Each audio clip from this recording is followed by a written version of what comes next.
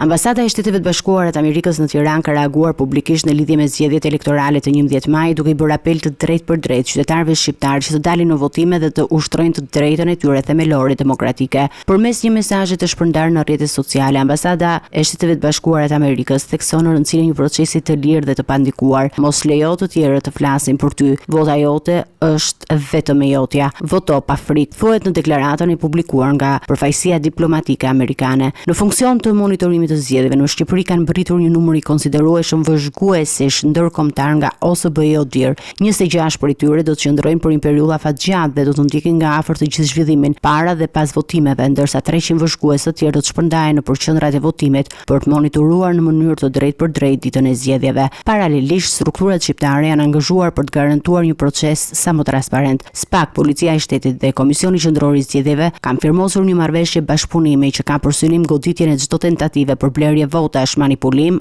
apo intimitim të zgjedhësve.